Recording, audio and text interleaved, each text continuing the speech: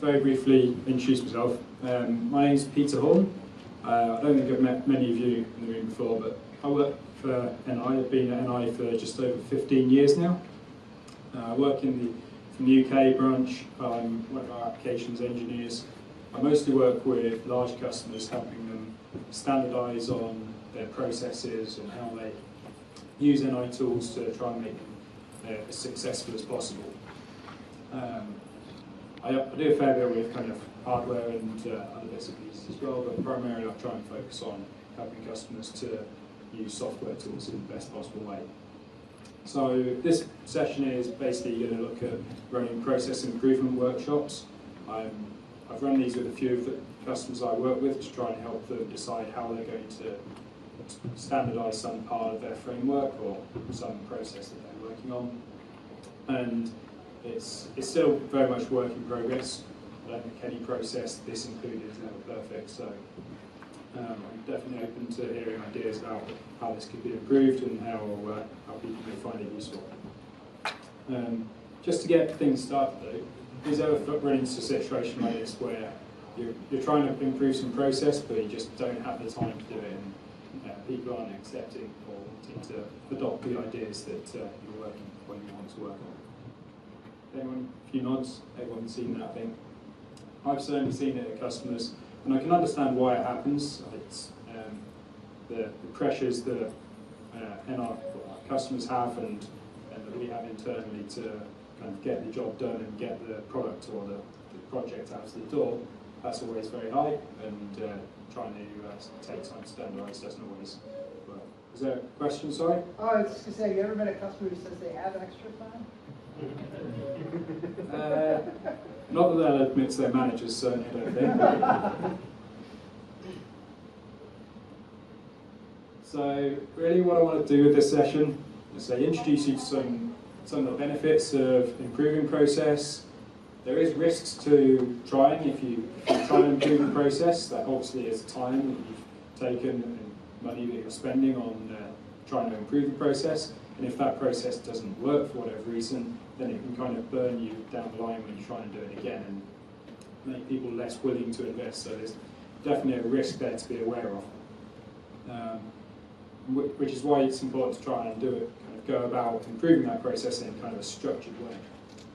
So I've got some ideas on how to help improve those processes, but there's lots of different ways, and this is just what I've kind of found as fairly successful. So I want to start by taking a quick look at getting buy-in into improving the process. What does a process mean? Why should you care about it?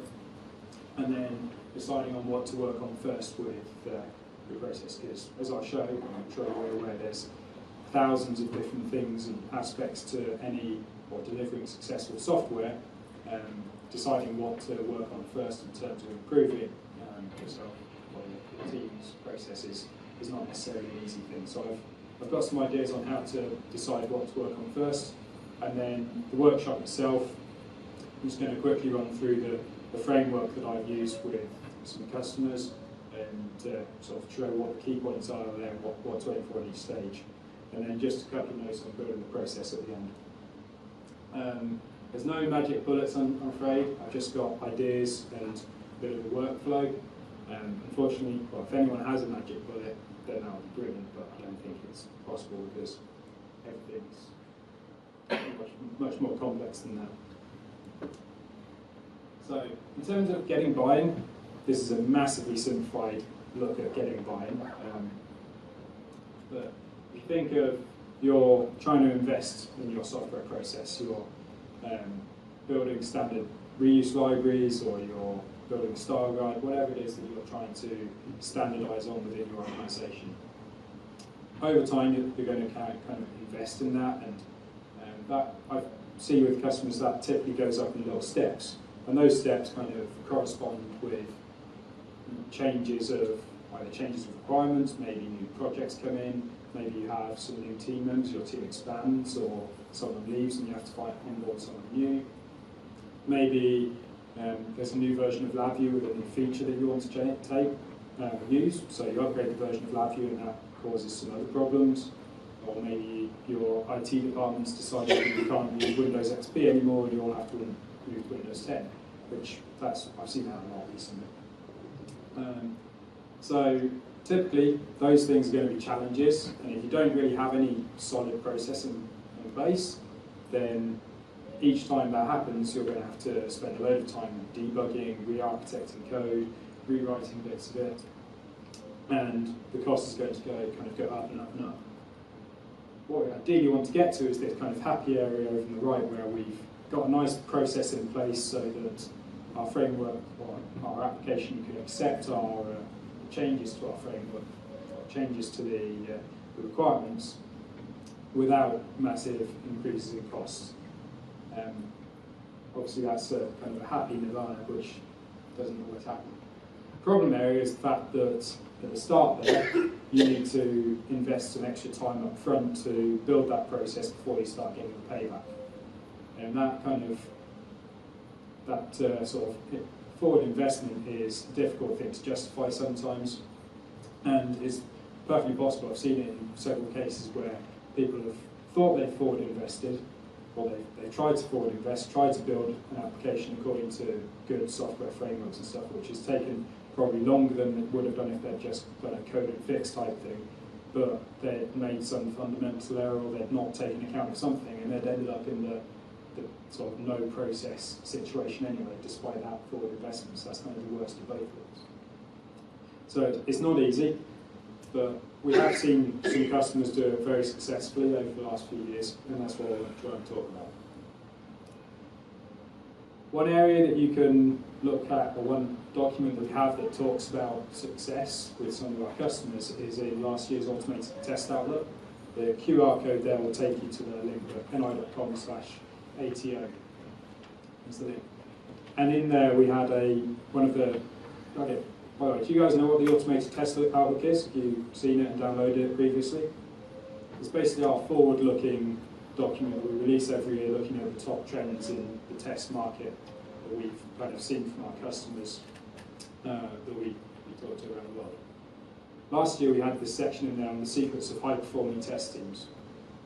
And for that we spoke to a couple of our test teams. There was Vallejo Vision Systems in Ireland, who I work very closely with, and then L3 Technologies in the US somewhere. Colorado, is it? I can't remember entirely.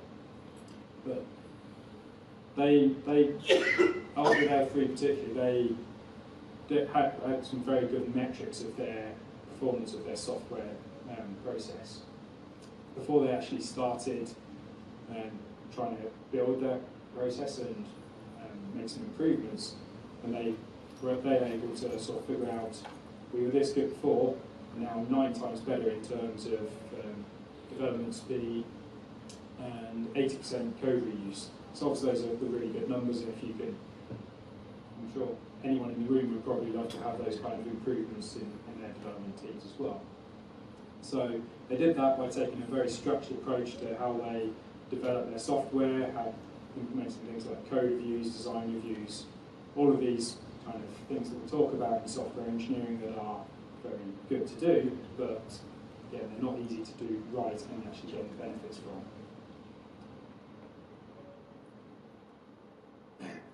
So, in terms of what is a process, just wanted to take a couple of minutes to kind of define what a process is. And effectively, it's a standard way of achieving something or building something. To kind of show that in context that everyone's going to understand, I thought, we're at NIWeek. What's everyone at NIWeek need lots of? Coffee. Certainly after the jet lag, I could do this at the moment. But if you go to that link on the left there, there's the 10 steps to take coffee from planting the bean, harvesting, processing, all the way through to brewing a cup of coffee. And I think if you talk to my wife, there's about 15 steps to the brewing coffee stage as well, which makes it very complicated. But yeah, there's a pretty well-known standard way of taking coffee from a planted bean right up to brewing a coffee. And everyone who's involved in the coffee industry knows those steps, and they can go through and deliver very repeatable results and deliver really nice coffee. if you were to build a process for deploying and sort of fixing your LabVIEW code, then it might look something like this. Again, this is a vast simplification, obviously, but you write some brilliant LabVIEW code, commit it to your source code control, and then maybe you need to have a test procedure on that, so you export it to a clean virtual machine, run some automated unit tests, find a load of bugs, fix those, run VI Analyzer, fix any style issues, compile it, upload it to a server, and broadcast the update. That's kind of a circular thing that obviously you might need to go back to committing to source code control at a couple of stages there. But essentially, if you can have some standardized process like that, then everyone in your team knows and understands that process and is able to kind of contribute to all of the environment, all of the applications very quickly. If you have kind of a situation where you have, like, I know a team actually where there's 5 engineers on the team, one of them loves the Active framework, one of them loves Kubernetes, the channelers, the other just knows state machines. Basically, they all do things in completely different ways. No standard process at all. And it kind of works okay for them because they work on individual projects and don't have to cover each other's code. But I did ask them, does that ever cause you problems in terms of kind of supporting each other's code? And they said, well, only when one of us isn't in. But surely that's quite often. Call me when you want to do something about that. But it's not a big enough problem at the moment for them to do something about it. Essentially though, I always tell customers, if you have a standard process, a standard way of developing code, then the rest of your team who are going to work on that code at some later point will thank you for it, and that may include yourself in 6 months' time. Because you're not going to remember why you put that constant down at 2.4 as a value rather than 2.3 or whatever.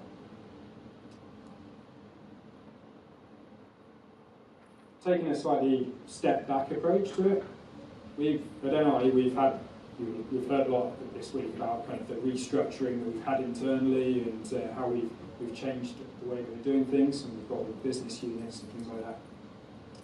One of the sort of things that came out during the discussions of that was, before at NI we had lots of different teams and little projects and bits and pieces going on that were all kind of trying to achieve different things. But those things were not necessarily all pointing in the same direction. So we'd have little siloed teams developing these little LabVIEW projects, and maybe some of that effort was being duplicated in another area because we didn't have the knowledge across the teams and things like that. So with the business units, what we're trying to do is align everything into one common direction and have much more kind of intentional ways of developing our products and our strategy. And I think that's quite relevant for process improvement as well. If you've got all these activities and teams that are working within your organisation, but they're all going in different directions, then you're not really going to achieve your goals. You're going to end up with things like longer debugging times, longer onboarding times for your team members, duplication of effort. You're going to lose business potentially with some of your customers as you don't deliver on time or to standard. There's probably tons of other potential effects of no process as well.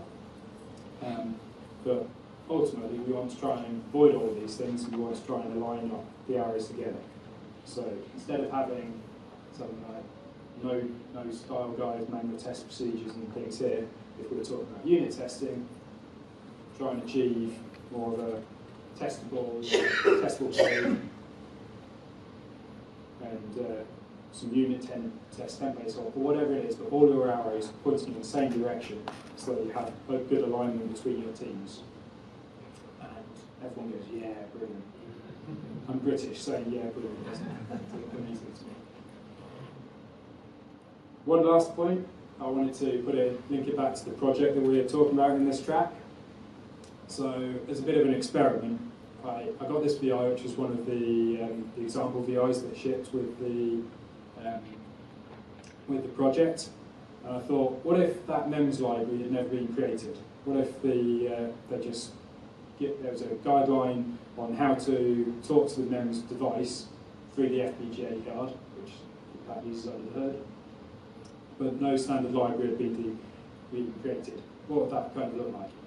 So what I did is I right-clicked on each of those member sub-UIs and said turn into I'll just bring the code up to the top level. And I thought, how wide is that code going to get? Starts there. Goes on for a bit longer. And I think we can all probably agree that's not really now very reusable or nice code to maintain.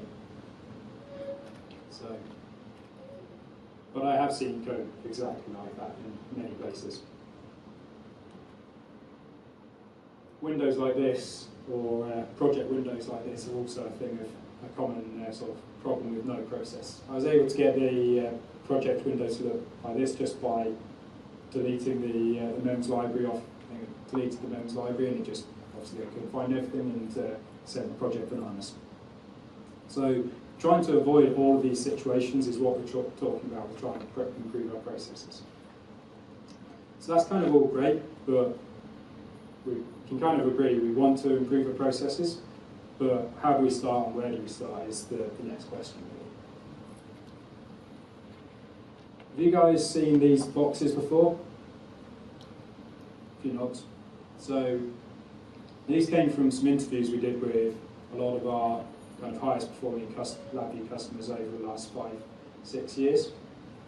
What we wanted to try and do is identify what the teams that were being really successful with LabVIEW were doing that were common compared to other teams that were maybe struggling to be really successful with LabVIEW. And if you go to ni.com/LabViewCOE, there's a self-audit document there for taking if you wanted to take LabVIEW Centre of Excellence audit. You can download the audit document and have a look through it. And it's got these 15 categories, but then there's a bunch of other sort of questions and bits and pieces to check that we talk about during an audit as well. And go into a lot more detail. But essentially we split them down into these 15 categories, and so the customers, generally speaking, have got things in place for pretty much all of these categories. There are exceptions, of course, for some customers doing sort of automated build specification, or automated builds, or automated unit testing or something just doesn't make sense because of the way they write code or the business they're in, and that's fine, but generally speaking, most of these customers have things in most of these areas. Even with that though, we still get asked kind of where do we start? The three that we've found that are critical before you even kind of go ahead and go any further are those three at the top. Having a designated technical lead in place to kind of make the decisions on we're going to use this source code control tool rather than that sort of scope control tool. We're going to put this in our style guide, we're going to leave that open. Those kind of things have to be decided by the technical lead. Having a user group internally to deploy or to spread those ideas out and that knowledge out to the rest of the team, and also to gather ideas on how to improve the process is also extremely important. And then interfacing with the external global community. Events like NIWeek, the CLA summits, GDevCon, and those other events are fantastic for getting ideas on how to improve the process. If you just use your pool of sort of 5-10 engineers, however big your team is, and say, we're just going to get ideas from that, then you're always going to be restricted to the knowledge and the ideas that that team has. If you come to events like NIWeek and the other events, then you have access to lots of amazing engineers who have a lot of amazing ideas. So kind of for the rest of the session, I'm kind of going to assume that within your team you've got those three at the top in place, and we're going to look on what to, or where to start with the others. I was trying to, a couple of years ago, I was trying to figure out how to quantify return on investment for improving the software process. And I spoke to Steve Watts, who, if you don't know him, he's the guy walking around with a big Mohican and scruffy clothes, but very clever guy. He's one of our alliance partners in the UK. And he helped me come up with this way of measuring risk within a software process. So it's a bit of an eye chart, so you can look more at that QI code as a link to his blog post, by the way. But, just take one of those lines out of that just to make it a little bit simpler. So we've got a description of risk over there on the left. Requirements change negatively impact a project. Pretty much any project that you have, the requirements are probably going to change in it. So there's always going to be a risk of that happening. But you can't probably manage the requirements actually changing, but you can manage how that impacts your project. So we give that, we rank the description of risk in terms of probability, impact, and control. So probability is how likely is that thing to happen. 1 means it probably won't happen, 5 means it probably almost certainly will happen, and then sort of and somewhere in between is 2, 3, or 4. Impact is how bad is it when it does happen. If it's number 1, you kind of shrug your shoulders and get on with your day. If it's 5, then that means production lines down, there's a risk of injury or death to a person or something really bad could happen if it was a 5. And then control is what have you got in place to prevent it happening. So number 1 means you've got lots of control in place. A 5 means you've got no control at all. So you then multiply those 3 together to get a risk score between 1 and 125. A score of 125 means it probably will happen, it's a complete disaster when it does happen, and you're doing nothing to prevent it happening. So it's kind of a bad situation.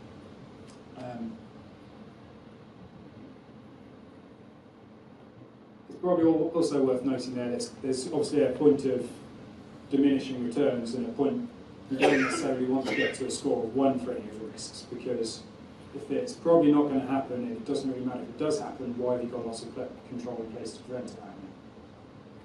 But, so that's why we've got these ranges as well. Anything below 18 is low risk, anything above 37 is a high risk. Most customers I talk to who haven't really done anything on their software process, everything's a high risk, so you still need to have some way of figuring out where to start. So I've done this with quite a few customers now. Go through the table, assign numbers to all those categories, and we get a load of risk ratings. And then sort the table by risk rating, and we've got those 3 at the top. So there's no clear direction for improving and correctly distributing skill sets in the team, poor design decisions that affect performance of the project, and tests not applied to ensure customer satisfaction and appearance specs. They're all very high risk. The rest of them are actually pretty high risk, but we need to use something to start up. So for the example, I'm going to focus on tests not applied to ensure customer satisfaction and adherence to specs. So that's our description of risk, and that's where we start with the workshop. So what next? We've got our description of risk. We need to come up with a common objective to focus the workshop. If you don't have a strong common objective, then the workshop is not really going to be as successful as it could be. Or go off on tangents, because typically engineers like to speak their mind and kind of give lots of ideas, but if you don't kind of focus those ideas, then you're going to go off on tangents. So if you're facilitating one of these workshops, then I'd say it's pretty much your responsibility to come up with a really good, strong objective to make sure that the workshop's properly focused. So that should be something like the ones on the left there: increase defect removal efficiency from 30% to 85% by the end of the year. If you have a method of tracking the thing that you're trying to improve, and you can put a time frame on it, then obviously that's fantastic. Tracking defect removal efficiency is a pretty hard thing to do though, so it might be a bit scary and not something that you can implement straight away. So if you can't actually put some hard numbers on it, then something like the second one, where we would like to build a standard testing data procedure aimed at finding problems earlier, reducing bugs, and increasing software quality. That's kind of good. It's not the best that you could get, but it's still good. Just don't have something like, we don't do code reviews, it's all gone wrong, we had this problem last week, or something like that, because that's not going to be successful. But again, I'm going to stick with the first one there: increase defect removal efficiency from 30% to 85%. So what next? Once we've got our common objective, we can organise and run our workshop. Quick note before you run the workshop, you need to think about who you're going to get in the room. You need the right stakeholders in the room to ensure that any decisions and plans you come up with in that workshop actually have the kind of the approval and the buy-in that you need. Typically, a lot of people think, well, we'll have the engineering team there, they can make a load of decisions, and then they can kind of roll that out to the rest of the organisation. But then the rest of the organisation might come up with some fundamental reason why those decisions don't work, and you need to go back to the drawing board. So I'd say, if you can, get someone from maybe the management team, have someone representing your own customer, whether that's part of the sales force, if it's a product that you sell, or maybe if it's libraries or something that you're deploying to other parts of the organisation, have some internal customer representative. Does the product that you're making or the project that you're working on, does that have some training that you're going to need to give? You should get the training department involved. Is the customer support department going to be involved? Again, there's probably tons of other people and departments that could go on this list, but it's worth thinking about who's going to be impacted by this process and who should we try and get into the room. Once you have the right people in the room, then you can start thinking about and organising the workshop. So I've split the workshop into 4 broad categories: the introduction, idea collection, deciding the priorities, and assigning actions. So in terms of the introduction, that's pretty simple. That's a very short piece of time. And all you're wanting to do there is state the common objective, make sure everyone's on the same page. Make sure that everyone's kind of aligned to that objective and kind of motivated to contribute and make it successful. Effectively, a bit like the New Zealand rugby team with their hacker. Just make sure that everyone's committed, making sure it's going to go well as possible. And then move on to this stage that I've called idea collection. A couple of things to note here. It's very important that this is done in isolation. If you have this as a group exercise where people are just kind of shouting out their ideas and you have a note taker putting them down on a spreadsheet, then you'll get ideas from the loudest people, but you probably won't get ideas from the quieter people who probably have just as valid ideas, they're just quieter people. So the way that I run this is everyone has post-it notes and write short descriptions of their ideas onto a post-it note, and yeah, then everyone has their ideas. The ideas aren't influenced by peers. You're going to have some overlap in ideas, and that's absolutely fine. There's a few different ways you can structure this. You can do this as what's called a scope exercise, where you describe the in-scope or the out-of-scope elements. You can do it as a 2-box exercise, where you have the current state, where you are now, or you have the future state, which is kind of the perfect state. Those two are both kind of, if you look at ways of running continuous improvement workshops, which a lot of this information is based on, those are kind of 2 formalised ways of running those workshops. The way that I've found to be more successful with customers that I've run this, who aren't experts in continuous improvement, is just any idea is a good idea. Write down anything that you can think of that's important to this topic, and we'll sort it out later. So it tends to be just a mix of that and just write down as many ideas as you can. Essentially, at this stage, you just want tons and tons of ideas, and they're all totally unsorted, there'll be overlap between them, but we'll sort that out later.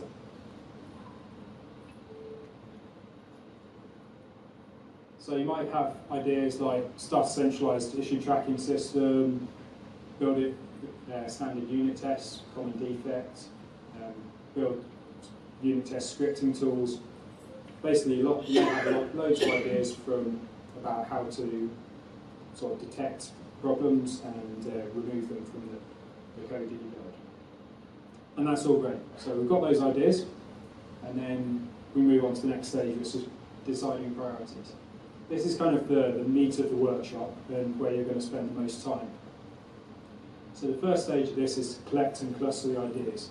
Effectively, you go through all the ideas. The person who wrote the idea down on the post-it note gets a minute or so to just explain in a little bit more detail what the idea is and kind of why they feel it's important.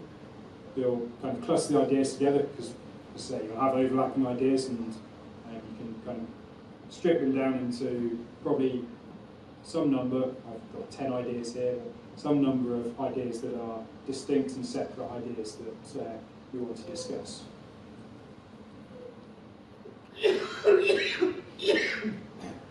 And then we're going to put them on a pick chart. Has anyone here come across pick charts before? A few nods. Essentially, pick just stands for the different sections. So P is for possible. Actually, before going to that, we've got two axes here. So across the bottom, we've got effort, which is easy on the left to hard on the right, and then payoff up the y-axis, which is low payoff to high payoff. So possible is bottom left. That means it's easy to do, but we're not going to get that much value from it. I is for implement. That means it's easy to do, and we're going to get a lot of value from it, to basically just do it. C is for challenge, so that means it's quite hard to do, but we'll probably get a lot of value from it, so we'll think about that. And then K is for kill, which is it's hard to do and we're not going to get much value from it. So therefore, just kill it. Once you've got those ideas, or once you kind of start having the discussions, you go through each of those ideas, the sort of 10 or so ideas that you distilled all of your many ideas down to, and you start placing them on this chart. And obviously, a big discussion, and people can say, I think it should be further over to the left or higher up or whatever. But you start putting things down, you might end up with a centralized issue tracking system. It's quite easy to do because there's common tools available online, and we'll get a lot of payoff from it. Standard unit tests, a bit more effort, but we'll get a lot of payoff from that, so it kind of goes in the middle there at the top. Tracking defect cost, quite hard to do, but a lot of value. Unit test scripting tools, that's quite hard to do, but and so not as valuable as some of the other ideas. And you keep on going until you put down all of your ideas onto the pick chart. So that's great. That's kind of stage one of, that's the stage of discussion complete. Then basically what you're trying to do is separate these into two very distinct categories. So we're going to have all these ideas on our pick chart that are sorted, and we want to know, sort it into two categories. What's the team going to work on now, and what's the team not going to work on now? Ideas that end up in this not work on now bucket, that doesn't mean you're never going to work on them. It just may mean that they're not a high priority for the moment, or you need to put something else in place before you can, or one of the other ideas needs to be completed before you can work on that one.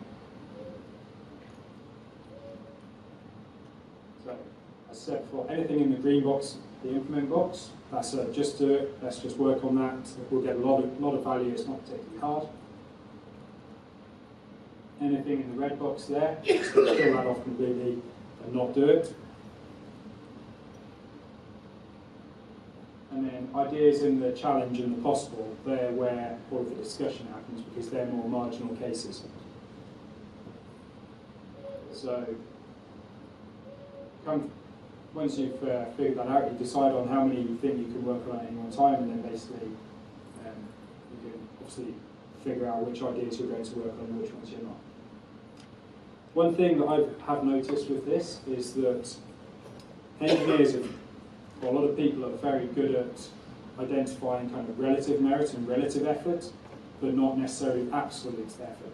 So I've had a couple of these workshops where everything's ended up kind of towards that top left-hand corner or towards the bottom right or somewhere. And it's like, well, that's not quite accurate. If that happens, then I think the relative scales are probably accurate. You just need to adjust the absolute scales to suit. So I just basically move the absolute scale so that it fits, and then taking done the rest of the workshop from there.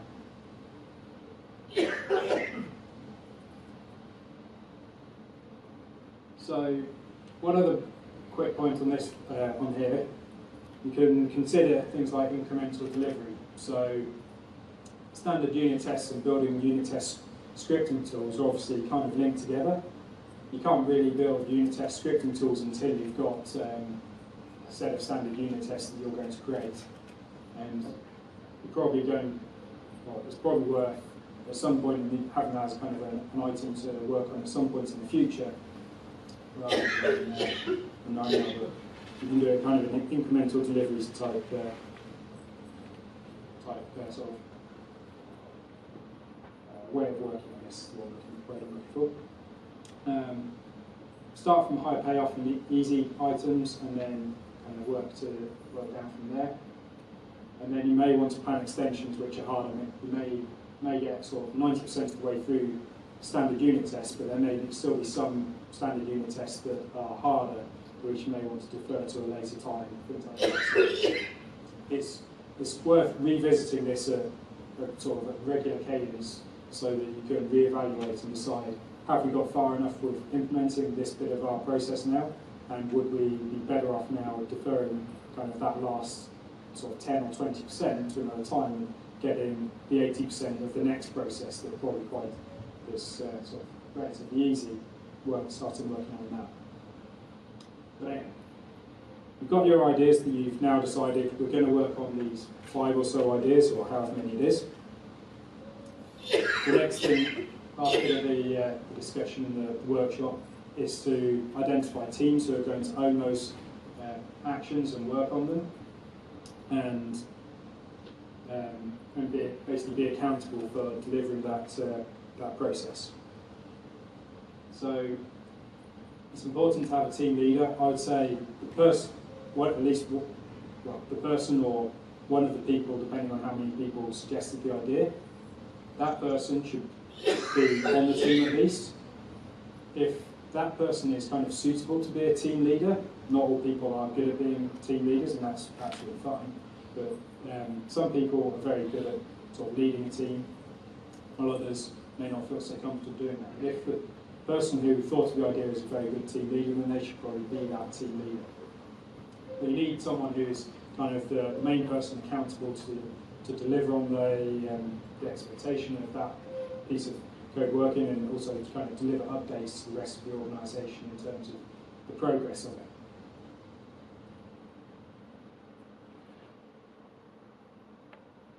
The team members, I always think I want team members to volunteer to work on those tasks, because they're going to be more sort of passionate and enthusiastic about working on an item that they suggest and they actually kind of see value in, rather than just being told, hey, you need to go and develop this unit test process, when actually they don't like unit testing at all, or something like that. It's also important that the teams are accountable for their progress. So we run quite a lot of projects internally at NI, obviously. Within the team that I work on, we always have kind of a team leader, and that team leader will have kind of monthly report out of all the projects going on in the group, and the team leader from each group is kind of accountable to deliver a status update of where that project is during that meeting. If the team leader can't attend for any reason, then obviously they can sort of ask one of the other team members to deliver the status update, and that happens quite a lot. But the team leader is the person who is kind of accountable for delivering that. But essentially, you just need to run that as if you're running any other project. I'd say it's important to have kind of the goals and the mission statement and those things worked out up front, so you can kind of state, this is what we're going to achieve, this is how we're going to measure the success of it, and then have other milestones just as you run a project to make sure that you're actually following through on those items. Within that project, there could be a number of deliverables depending on what the process is. You might need to develop some LabVIEW code, there might be documentation, there might be proof of concepts to decide, is this something that we can actually turn into a reusable process, or you might want to kind of get to that answer quickly without actually going down the road of completely developing the automated test scripting tools or whatever it is that we're talking about.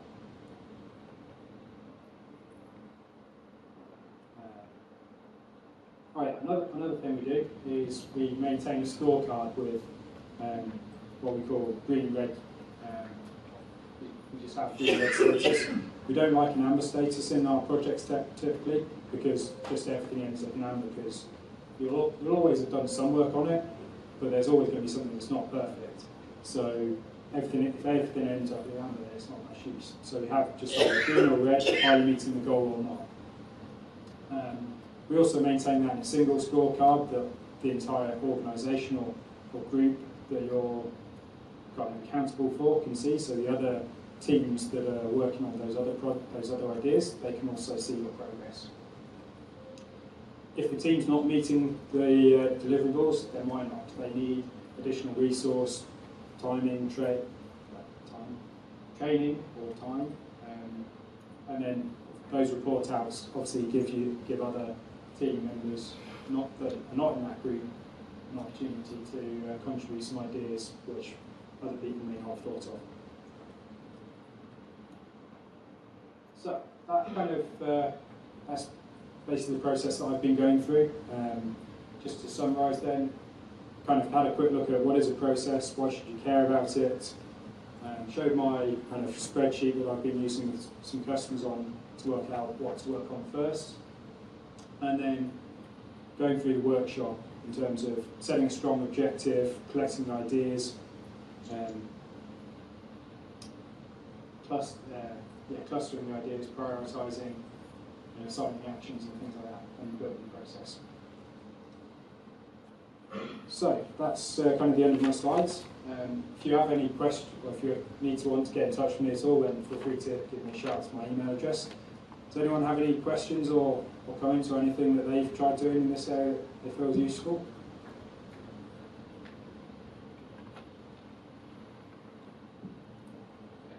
Have you had a challenge being managed to buy into allow this many people to work on a process improvement task versus production task? Yes. Yeah, it is definitely a challenge. Getting management buy-in to spend time both having kind of this, taking time out to do a workshop like this, and then all the kind of follow-up work of actually doing it is definitely a challenge. I guess unfortunately most of the time that I've had success in getting people in the room is because they've kind of been burned by some not having a process in place, and therefore they've kind of seen the pain and they think we need to do something about this. They've asked me what can we do, and I've said, well, we need to kind of take some time to do something like this. Until I haven't found a good way of kind of reliably convincing people that it's worth doing this up front. And to an extent, I don't think it is a good idea to do this, or to just blindly do this, because this is an investment. If you don't have that pain, then you don't necessarily know that you're going to get the payoff from doing it. But yeah, typically it's when they've had some pain and they've not having a process in place that they have no success in getting people to do it. Is there another question? I just want to thank you. Actually, seeing all this presentation and the explanation of the importance of process, we have got our own process and we invested a lot in that. And I mean, it's interesting to know that other companies, other Latin developers can face similar kind of challenges when developing some complex systems. So thank you very much for sharing your story and the way that you deal with that. And I was curious if this presentation or maybe some more information is available through some NI website later on after NIWeek, or can we get some more information on this? Like what tools yes. are used for the spreadsheets or some other stuff? Yeah, so this presentation is going to be, I think most of the setback track presentations are going to be on the LabVIEW Centre of Excellence website. I certainly know this is going to be up there from, I'm not sure when they're going up, sometime in the next couple of weeks they should be going up.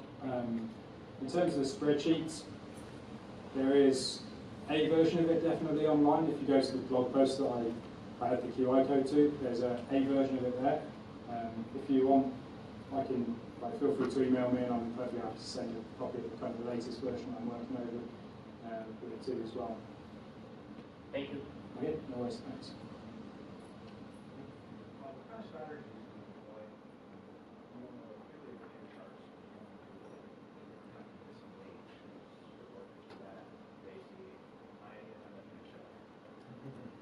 Yes, actually, that's a good point. Yeah, I have definitely seen that where one person in the group thinks they've got a really good idea, but others in the group don't see the value in it, or they think it's going to be, maybe they think it's going to be really easy to implement, but other people sort of not necessarily agree with that and think it's going to be really hard or something. So, as you say, they think it's going to end up in the kill, and there should be a kind of an implement or a challenge or something. It's a good question. I'm trying to think of. It's not like I can't think of a case where it's actually come up, particularly in the workshops that I've done. Most of the workshops, the teams have been fairly well in agreement in terms of the effort and the payoff that you're going to get. So they've kind of the ideas have gone into the different buckets, and I've typically also not I've kind of led the discussion, but I've tried to get the technical lead or someone from the customer to be the main kind of facilitator rather than me, so that they can kind of manage that side of things. It comes up. But yeah, typically they're kind of, I haven't seen that become too much of an issue, but I imagine it definitely could. I want to comment on that. We ended up trying to do more pebble-stone approach to that, to find more material, more manageable solutions, and we just kind of those ones. So at least we think we can get some. Yeah, that makes sense. Yeah. Explain a little more about that spreadsheet you showed. I know you already alluded to blog posts, check that out. How are you coming up with, what are your risk areas? I mean, it just seems kind of big. So where do you start? How do you kind of start building that risk analysis? Do you mean, sorry, how do we come up with the risk? Yeah, so the items The items actually evaluating, are those just items that are already they're already in the spreadsheet. or those that you come up with specifically for I see. No, so they're get that, but they're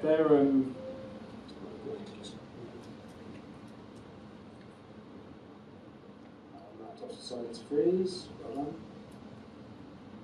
That was that spreadsheet.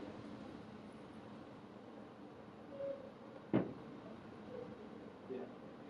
So those risks there are already in the spreadsheet. When we were building the spreadsheet, we came up with, we tried to think of common software risks to any software process. I'd say some of them are probably going to be more relevant to some organisations than others. But I pretty much kind of looked at the areas of the LabVIEW Centre of Excellence, those 15 boxes that I showed, and I thought about what's kind of a risk that goes along with each of those areas, and I tried to put that into words with that. So basically I thought of those, well, me and Steve Watts thought of those risks together. If there are other ones that kind of you felt were particularly relevant to your organisation, you wanted to put in there, then that's absolutely fine. It's not a kind of closed box thing. It's kind of standard. Definitely good. Yeah. How long do you expect this to be? Is this a day, a couple days? Like getting ideas? I know you had some times on like the discussion, like no more than 15 minutes or something. Yeah. But overall, how long do you see? Because when you say like a discussion, that could go 30 seconds or 30 minutes, right? Yeah. Typically, the ones I've done so far have been kind of about probably minimum of 2 hours, maximum of a half day. But I think it could go much more in depth, and certainly some of the engineers that I work with, they ramble on about these things for days on end if I let them. So. Any other questions?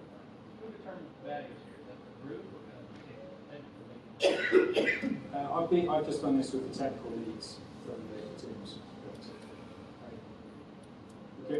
It's kind of up to you. If you wanted to do it as a group exercise and discuss each of those values, then I think that's perfectly fine. I think you need to have kind of someone who actually kind of makes the decision and says, right, we're going to put a form there. I have had one customer I've been working with recently who I've been trying to fill this document out, and I sort of say, so what do you think about this risk? They're like, well, yeah, we do okay on that, but yeah, it's not that in there. Like, so what's the number? Yeah, well, we do okay. So what's the number? And trying to get a number out of them has been quite difficult. And yeah, there's because there's a few politics there. I won't get to that, but it can be. I think it's good. It's a good thing to start with, and it's. I've got a version of the spreadsheet as well where I've kind of added in columns so you can track, you can kind of do an initial version when you start, and then revisit it at later dates. So we've made a 50% improvement in this risk, or we've got sort of this far to go to our target. And then there's got a couple of graphs in this show the progress that you've made. So if you want to show this to management, then you can kind of say, this is how we're getting on with our risk analysis of our software process. The bit I'm really trying to figure out at the moment, which is proving to be really hard, is kind of if you take one of these risks and say, we've reduced our risk here by 50%, the manager goes, so what, how much money does that save you? And trying to figure out how to actually convert the risk number into money saved is not easy. This might be a little bit out of scope, but you had the one chart with 4 quadrants, and have you seen it where something ends up in the upper left quadrant, high impact with a low amount of effort, but it ends up taking substantially longer than expected to implement, and how to react to that? I haven't. I guess that would be kind of a project management issue from once you're onto that stage of managing the project, then that's kind of a project management issue at that side. I can't think of a case where that's come up in the ones that I've worked with, but I guess that's either a couple of things could have happened there. Either the idea wasn't properly scoped and thought about when it was put down, or once it was into the idea stage, or once into sort of the project stage, the team didn't properly, maybe let feature creep happen and things like that. Yeah, I haven't seen it happen again, but I think it's more a project management issue rather than an issue with kind of the pitch charts itself. So. What do you think the best avenue? Is it more of an internal user group that helps sponsor the cyclical discussion for this, or do you need to work with it? I think, yeah, the times, in terms, you mean like the kind of report out sections? Yeah, I guess they're kind of a user group meeting. I haven't called them user group meetings, I've just called them report out sessions. I think it would be good. I don't think these should be counted as the user group. So the user group is something separate for kind of sharing best practices and so on. This is kind of we've got this project and we run this project. But it could be. If you want this more continuous improvement versus yeah.